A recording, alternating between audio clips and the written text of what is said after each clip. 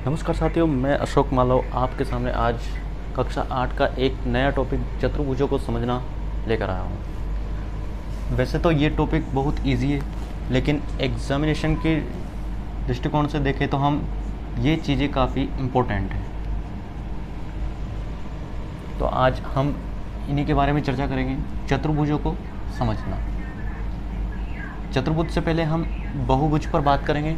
बहुभुज क्या होता है?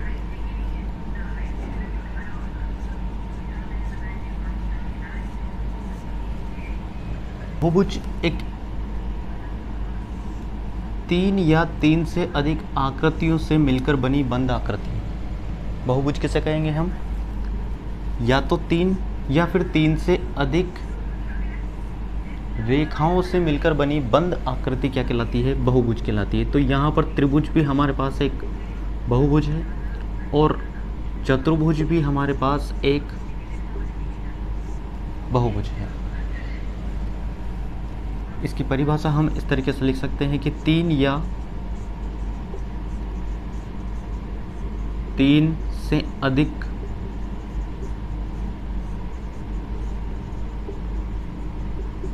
भुजाओं से मिलकर बनी बंद आकृति बहुभुज कहलाती है।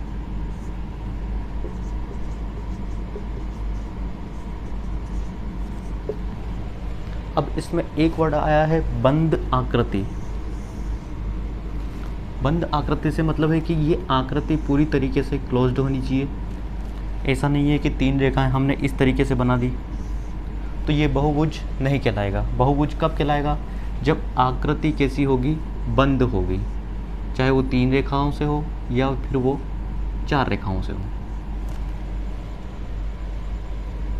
तो यहाँ तक हम समझ चुके हैं कि बहुभुज क्या होता है, कि 3 या 3 से अधिक भुजाओं से मिलकर बनी बंद आकृति। ये पॉइंट, ये जो वर्ड है वो काफ़ी इम्पोर्टेंट है। बंद आकृति क्या कहलाती है?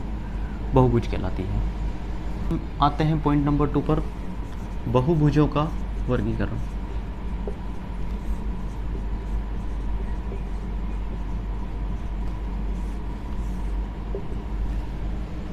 अब जितनी रेखाएं होंगी बहुभुज को उसी प्रकार से हम नाम देंगे। जैसे 3 भुजाओं वाला बहुभुज है, यानी कि त्रिभुज। कितनी भुजाएं? इसमें 3 भुजाएं होंगी। 4 भुजाओं वाले को हम क्या कहेंगे?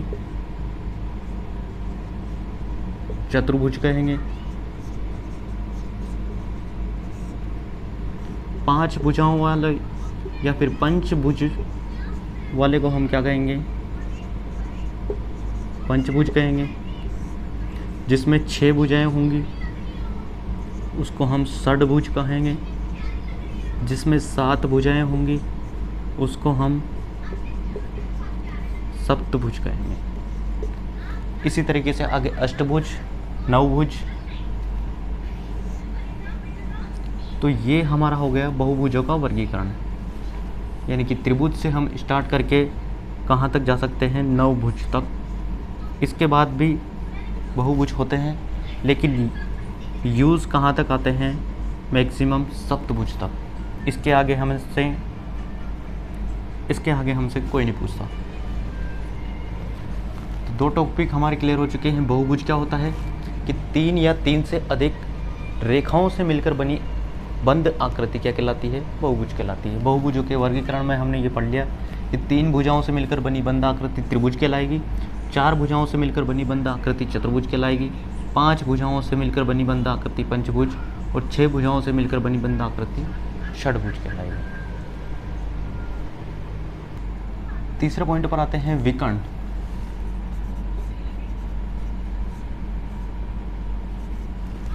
विकर्ण यूजुअली हम सब जानते हैं कि विकर्ण क्या होता है, कि कोई सी भी ऐसी आकृति खींच देते हैं, आमने सामने वाले बिंदुओं को मिलाने वाली रेखा विकर्ण कहलाती है। लेकिन परिभाषा के तौर पर हम इसे कैसे डिफाइन करेंगे कि विकर्ण क्या होता है? मान लीजिए मैंने कोई सी भी ये आकृति ली, इसका मैं कोई भी एक शीर्ष लेता हूँ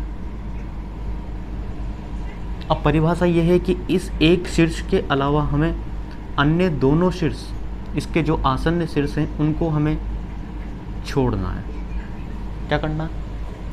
एक शीर्ष हमें लेना है, उसके दो आसन्न शीर्षों को, ये आसन्न शीर्ष कहलाते हैं, दोनों आसन्न शीर्षों को छोड़ते हुए अन्य शीर्ष को मिलाने वाली जो रेखा है वो क्या कहलाएगी? हमारा विकर्ण कहलाएगी।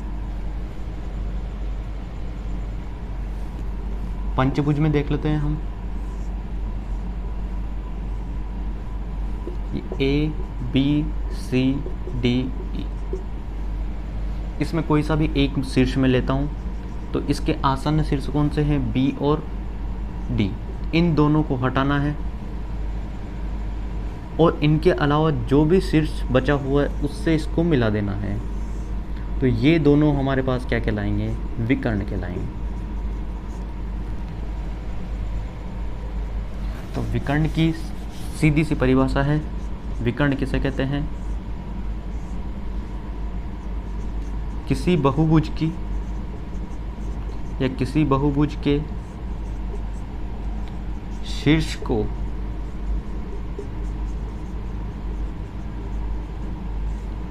आसन्न शीर्षों को छोड़ते हुए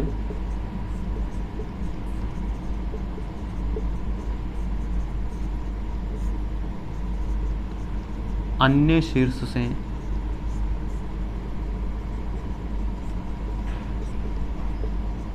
मिलाने वाली रेखा विकर्ण कहलाती है।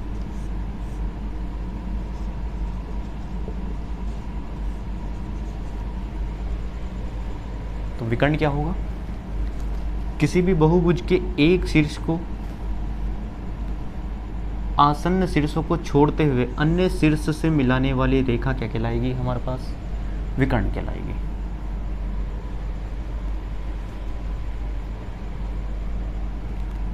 अब ये तो बात हुई चतुर्भुज पे। त्रिभुज में कितने विकर्ण होंगे?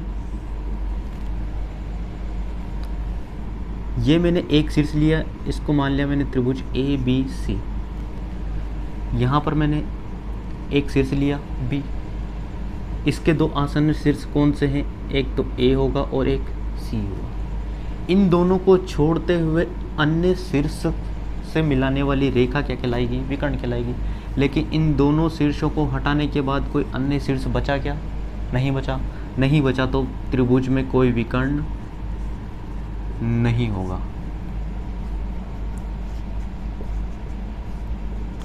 त्रिभुज में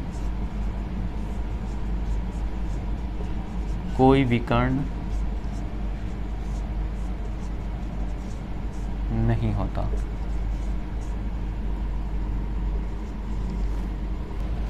अगला पॉइंट लेते हैं हम, उत्तल बहुभुज।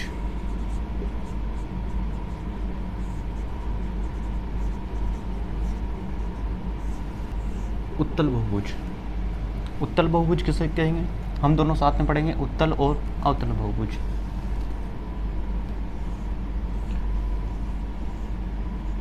ये एक बहुभुज है, ये भी एक बहुभुज है। ये चतुर्भुज है और ये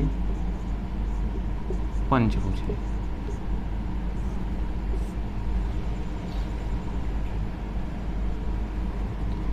उत्तल बहुभुज क्या होता है और अवतल बहुभुज क्या होता है? तो उत्तल बहुभुज वह बहुभुज होता है जिसके सभी विकर्ण बहुभुज के अंदर की ओर बने हों। इसके विकर्ण कहाँ बनेंगे? पहला विकर्ण ये, दूसरा विकर्ण ये। इसके दोनों विकर्ण कहाँ मिल रहे हैं? दो विकर्ण अंदर मिलेंगे। इसका एक विकर्ण यहाँ मिल रहा है, दूसरा यहाँ मिल रहा है, तीसरा यहाँ, चौथा यहाँ। लेकिन जो पांचवा विकर्ण है वो कहाँ मिल रहा है? बाहर मिल रहा है। यानी कि पांचवा विकर्ण जो है कहाँ मिल रहा है?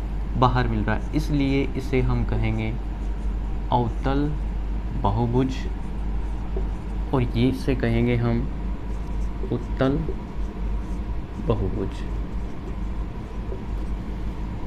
इसकी डेफिनेशन हो जाएगी, उत्तल बहुभुज। सभी विकर्ण कहाँ मिलेंगे? सभी विकर्ण बहुभुज के अंदर। अवतल बहुभुज किसे कहेंगे?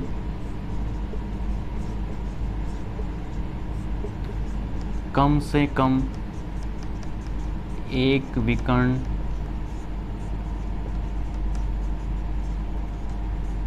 बहुभुज के बाहर। पॉइंट नंबर 6 पर आते हैं हम। सम और विषम बहुभुज।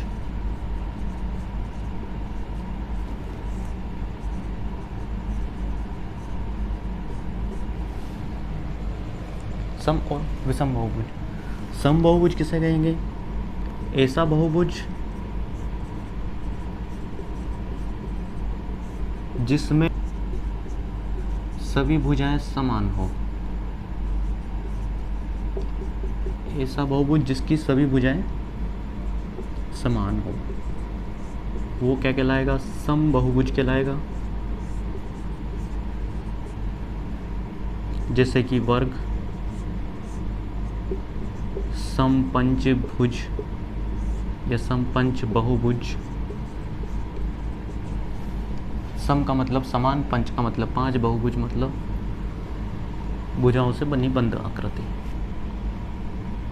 विषम बहुभुज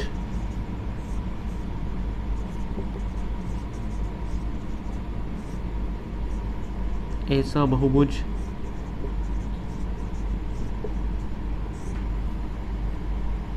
जिसकी कम से कम एक भुजा का मान अन्य से क्या हो? भिन्न हो। अन्य से भिन्न हो। तो समबहुभुज, विषम बहुभुज समझ लिया हमने। समबहुभुज क्या होता है? ऐसा बहुभुज जिसकी सभी भुजाएं क्या होंगी? समान होंगी, समबहुभुज। और ऐसा बहुभुज जिसकी कम से कम एक भुजा का मान अन्य भुजाओं से भिन्न होगा, विषम बहुभुज। लास्ट पॉइंट इस प्रश्नावली का, कोण योग गुणधर्म।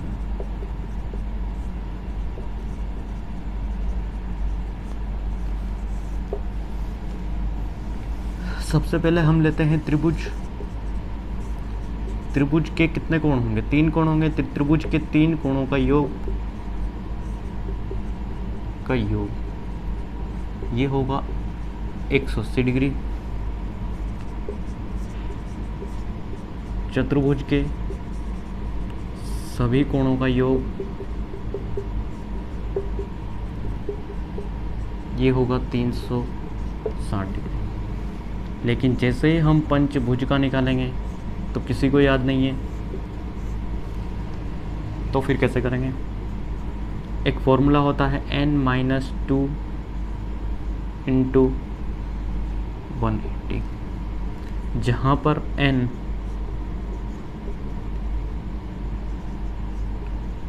भुजाओं की संख्या है।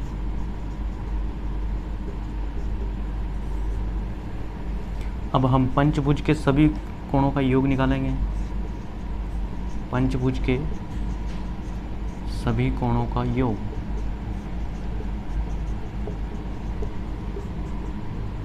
n की जगह रखेंगे 5 - 2 × 180, 3 × 180,